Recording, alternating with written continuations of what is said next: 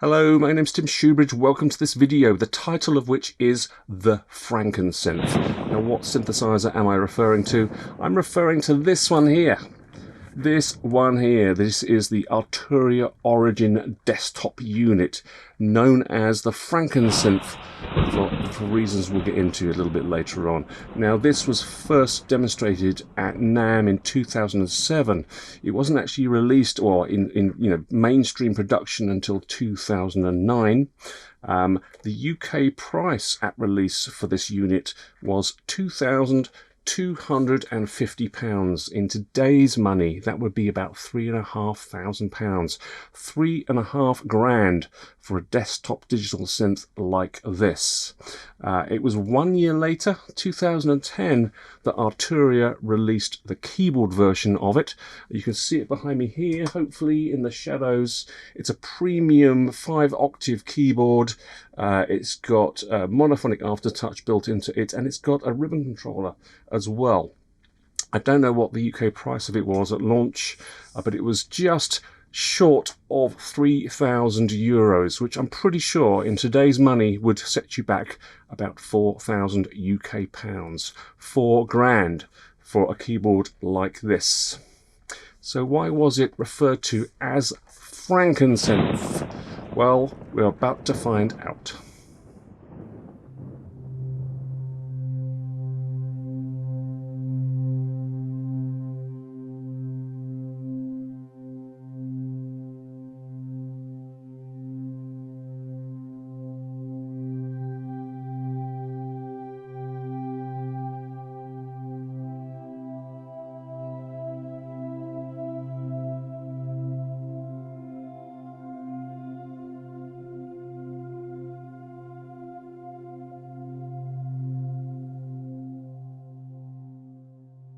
So, why was the Arturia Origin referred to as the FrankenSynth?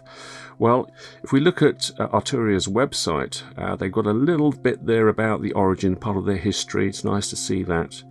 And they are looking at it from the positive side, obviously.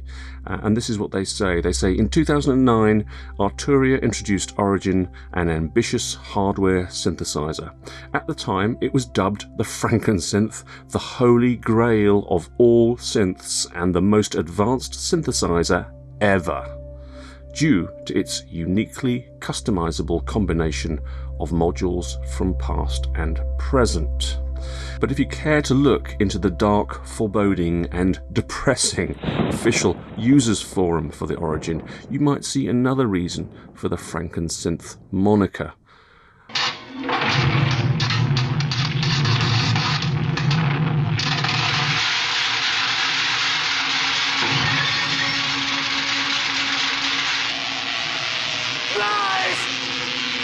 Lies, do you hear me? Give my creation life! A buggy synth released far too soon, a roadmap of enhancements which Arturia never kept to, long painful waits for firmware updates seemingly from just one developer who had to ask permission before being allowed to work on the Origin codebase, a customer service department who never answered anyone's emails, and a slow, silent death knell which came as no surprise when the Origin finally disappeared from retailers' shelves around June 2015. Nothing. Oh, Doctor, I'm sick. No. Be of good cheer. If science teaches us anything, it teaches us to accept our failures as well as our successes with quiet, dignity, and grace.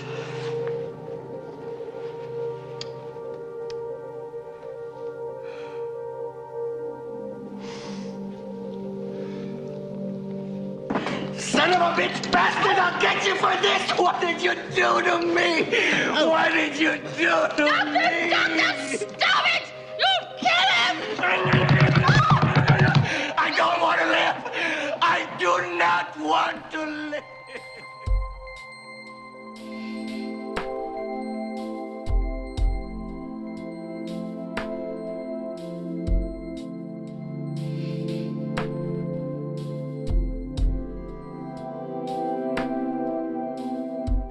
reading through almost every post on that users forum, which I have done, I'm not sure that the level of criticism lodged at Arturia is entirely justified. Certainly not if you look at some of the major synth manufacturers today, the buggy state of some products released way too soon, the lack of firmware updates that we see today. It's all a very familiar story.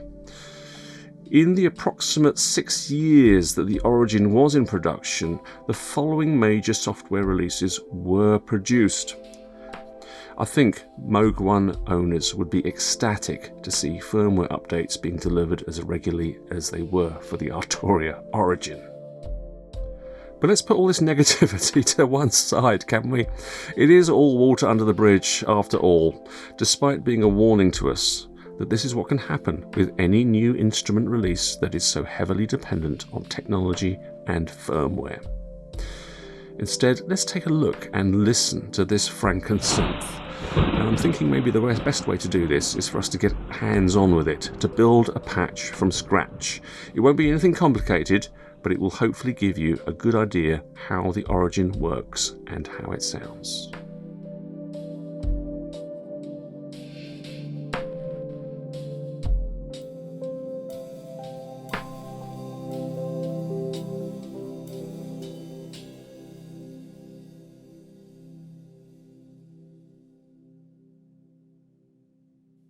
Right, a patch from scratch.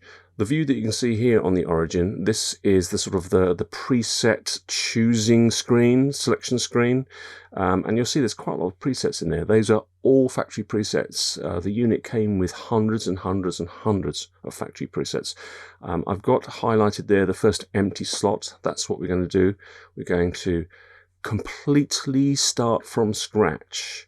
Let's go into the edit mode. Now, if you see me sort of touching the screen, that's because I still haven't got used to the fact that this is not a touch screen. This is, you know, ancient technology by today's standards, but it really was incredibly advanced for its day. It is not a touch screen at all. You have to use these buttons across the top, buttons across the bottom, these cursor keys, this main sort of like jog wheel rotary encoder over here. That's the way of interacting with the screen. Sometimes I forget about it and I start touching on here, but never mind. There are actually two views. When we're editing a patch, there are two views. This is the rack view, and what you'll see here is that as we add modules, they'll just get added sequentially in these three different rows here. You can't order them, you can't move them around. They look very, very boring. They're all the same color, but this is sort of like just the basic view to show you what modules that you've got going inside your patch. There is another view which is called the patch view. And this is where we can move modules around, and this is where we will see lines connecting modules together as we start to patch it. Those could be modulation connections, like control voltage connections, and they could be audio connections. Now, when we start off with a blank empty patch, empty preset, we do have two modules pre-selected for us. This one called KBF, this is called the keyboard follower. It's providing input from our keyboard or sequencer or MIDI connection. So we're going to need one of those for sure. And then the other module that's pre-selected for us is an output module. There are actually 4 output modules, up to 4 that we could choose. We could pan them specifically, we could modulate them in different ways, but here we just have one to start off with. So let's go and add some modules. Now, there were a whole load of modules that came with the Origin when it was first released, version 1.0 firmware, and then over the next few years they did add quite a few more, but then it kind of dried up a bit, as I've showed you in the previous part of the video. There wasn't much development for the last couple of years of this synthesizer's life. What I'm going to do is I'm going to add an oscillator, and when we look at this list, you can see that there are quite a few different emulations. So the Origin oscillator is just a basic oscillator, but we do have an ARP 2600 emulation, we have a Yamaha CS80 emulation, a Moog, Mini Moog Model D emulation, and a Jupiter 8 emulation. and we've got something there which is actually just an organ sound, tone wheel organ sound. The one I'm going to go for is actually the one at the very bottom, wavetable. And this is just a personal thing with me, is whenever I see a synthesizer that supports wavetables or just digital waveforms, then I become very interested in seeing what kind of waveforms are available. And some of the sounds that I like to create as my very first patches with a synth for the first time are electric pianos and choir sounds, if they have those kinds of waveforms. So that's what we're going to do with this patch, is we're going to explore the wavetables. So I'm going to tap on enter and choose a wavetable oscillator. You'll see that it's added to the list. As I said before, we can't order this list, we can't move it and put it where we want to, it just gets appended to. But when we look at the patch view, we can move this around. I can use these arrow keys to select a specific module, and then I can choose move, and then I can move it around like this. And as you'll see as I move it around, there is actually a connection between the keyboard follower and our oscillator. By default, it's added in the keyboard input to set the frequency of our oscillator. So that's moving things around. Now, at the moment, if I press down any keys on the keyboard, we don't hear anything. It's not connected up to the output. So it's not it's not a display that uses a mouse. It's not like using Cherry Audio's voltage modular, for example. It's not as cool as that. We have to do things through using buttons and little pop-up menus. But it's not actually that bad. I really actually find it quite nice to use. So I'm going to tap on enter to open up our wavetable oscillator. And these are the details that we have. Very simple oscillator. We've got a octave range control. We've got a couple of tune controls. We've got a wavetable. And then over on the right-hand side, we've got connections. We've got modulations, inputs, and outputs. You'll see that under frequency modulation, it's already got a connection in there, and it's turned it up. That is our connection in from the keyboard follower. So if I was to play on the keyboard, use the sequencer or any other sort of MIDI input, we'd be sort of like driving the pitch of this oscillator. And you can see there the output is not connected. It says not connected. So to get over here, I'm going to use the cursor keys to select that particular item, press enter on it. I can add a connection, and then it'll give me a list of all the available modules that I've got in my rack right now that can accept an audio input. As it stands, we've only got one other module that accepts an audio input right now, and that's our output module. So I'm going to do add connection to that and say yes. And now we have connected it. So if I press down some keys on the keyboard, we're hearing a sine wave. Brilliant, it works. Now, wavetables over here. They're not wavetables like you'd have with a microwave or a Behringer wave or a PPG or anything like that. They're not wavetables that you can traverse through. They are just a selection of digital waveforms. And I believe that they're taken from, or inspired by, should I say, the sequential Prophet VS. If we go into the list, you'll see here that quite a lot of them have got names, but there are quite a few that don't have names. I don't know why that is. I'm going to go down here and search for, I can use these arrows.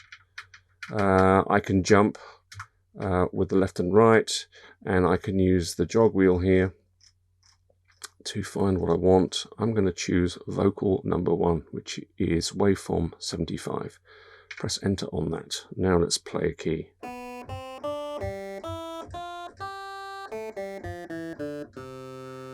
Doesn't sound very vocal at the moment, but we're going to build on this patch. So that's my oscillator that I've set up there. I'm going to press exit, and we come back to the list, and now you can see that that red line is connecting the audio output from my oscillator to the output there. I'm going to go over to the output, press enter on it, There's not a lot we can do with it, to be honest with you. There's a pan control, there's a level control, and then there are inputs. We can modulate it so that we could do a tremolo effect, for example, amplitude modulation, etc.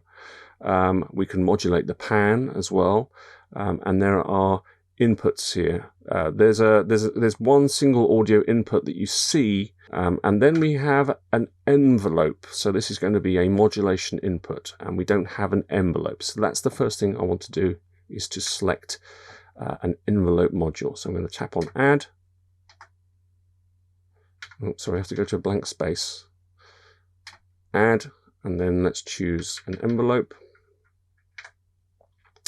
We've just got two styles, regular ADSR, and then the rather slightly more complicated and convoluted CS80 envelope. I'm going to go with a standard ADSR, and let's press enter on it.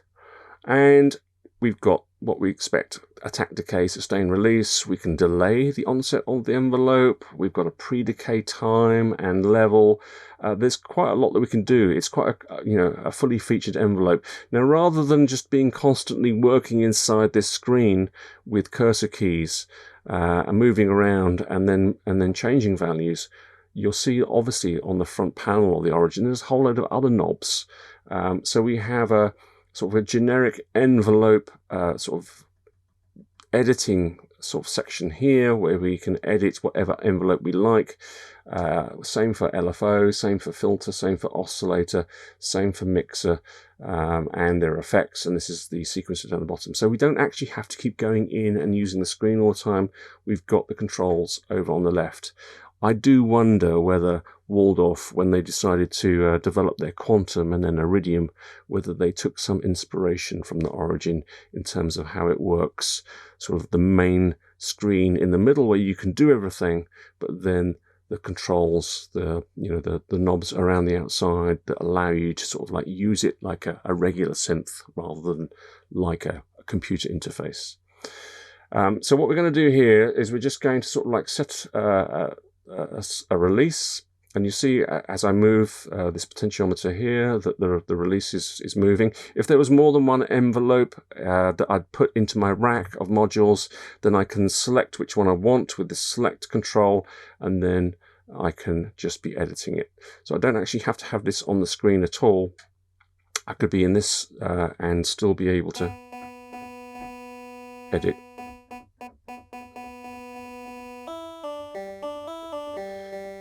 So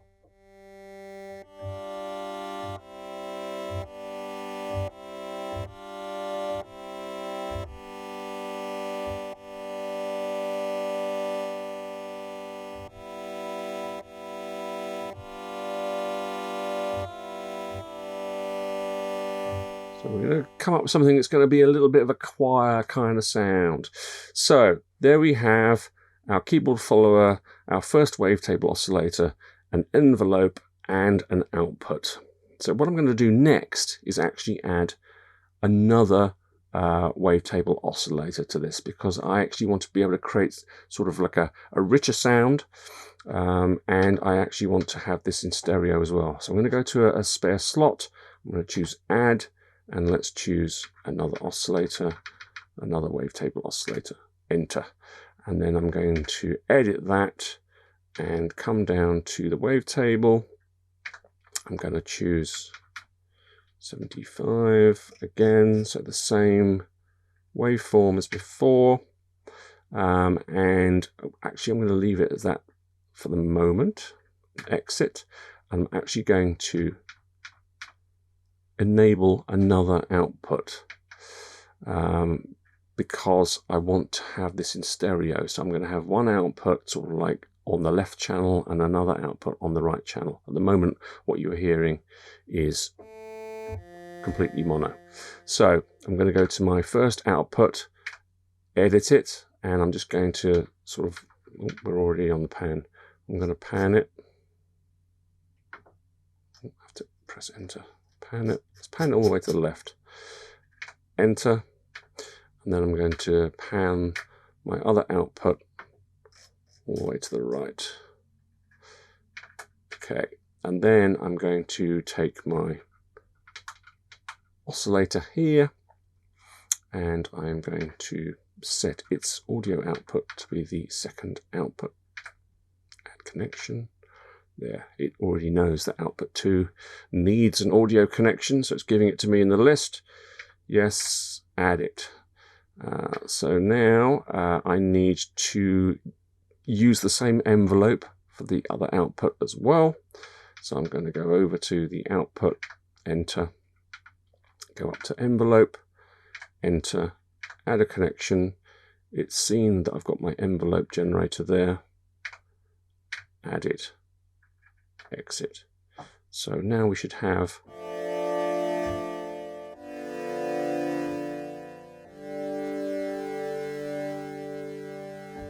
it is stereo, but we need to maybe detune very, very slightly these oscillators to give a little bit more of a better feel. So let's do that. I could do that over here with the tune control, but I'm going to stick to the screen and add a little bit of fine tune. Whoops. Keep forgetting I need to. Just 3 cents down on that one. And then this one. 3 cents up. If you want to sort of like do really fine values, so it's jumping between 3 and 5 cents as I move. If I wanted to have real fine control over it, then there's a fine button. I can touch on that, and then I suddenly get fine control over any of these controls that I want to manipulate when I'm using this rotary encoder here.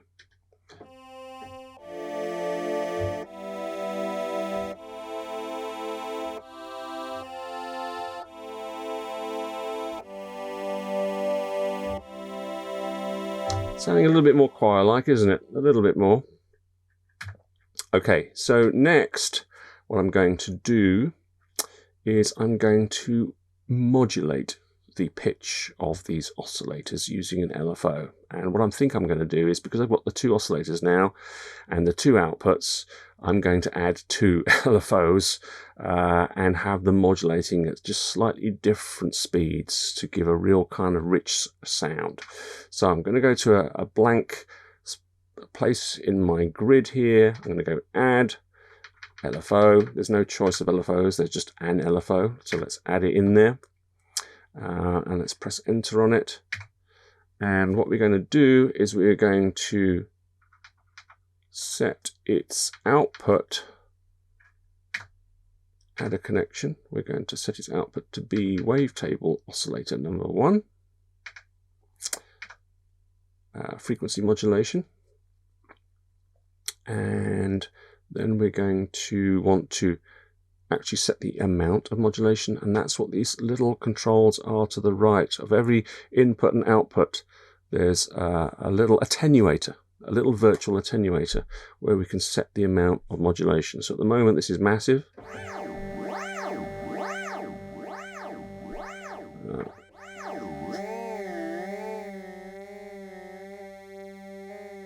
This is where we need the fine control, somewhere in between those 2 values. So let's do that.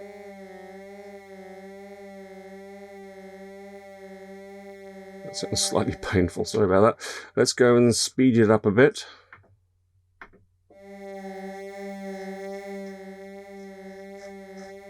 Oh.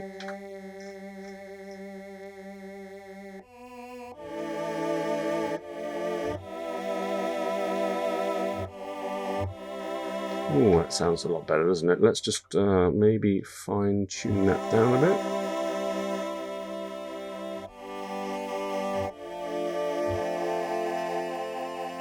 Okay, I like that one. Let's add another LFO. Add. Select it. Input. Add connection. Wavetable number 2, FM, and again, let's turn this all. Oh, keep forgetting. I have to tap on it.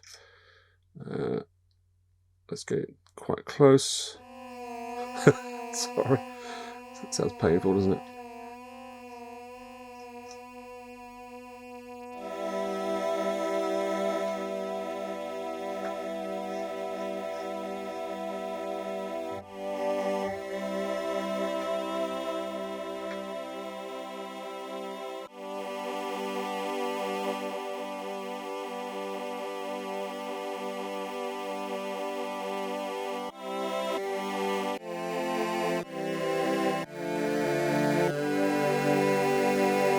Okay, quite a basic patch. There you can see, with different colours, you can see kind of what's going on. Very, very basic by today's standards. Definitely very, very basic. But you can see what's going on. The red lines are the audio outputs from the oscillators to the output modules, the VCAs, you might want to call them. We've got green lines there, which are modulations. So we've got modulations of the LFO to the oscillator pitches. We've got modulation from the envelope to the two VCAs. We've got our blue lines, which are our sort of keyboard follower inputs, our frequency inputs into the oscillators. It's very, very basic, but it kind of works. Now, I'm operating this because I've got cameras and microphones in front of me. I'm operating the Origin with just my left hand, and I'm not really in front of the synth at all. If I was in front of it and able to get both hands on it, I'd be an awful lot quicker. Actually, you know, the interface really is quite intuitive. It's simple. It's simple to use, but it is intuitive and it's very, very quick to learn. I really do like it. Let's see what kind of things we can add. We could add a voice processor that was added with the very last firmware, 1.4, I believe. We've looked at all the different oscillators, the filters, the envelopes. We've got a CV modulator for actually just manipulating control voltages. We've got LFO. We've got a little mini mixer so we can mix together control voltages or audio signals. We've got a ring modulator, a sample and hold. We've got something called baud shift. I don't know what that is. I'm going to have to look it up. And joy mixer, because I haven't mentioned at all yet, but we've got a joystick over here. It's really actually very, very cool to use this joystick. And so we can use that for doing different modulations as well. So we've got quite a lot of options there to play around with and build up a patch. And that's just one single patch that we can then add more and more and more to, layer them, split them how we want to. It is a very, very powerful synthesizer. What I haven't shown you yet are the effects. So let's just have a quick look at those. Boom. Click on the effects.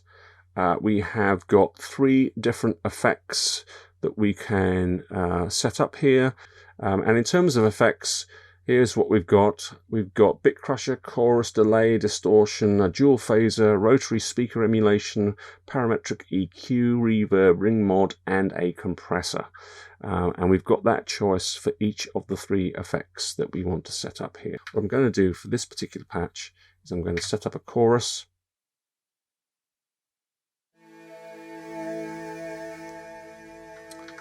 And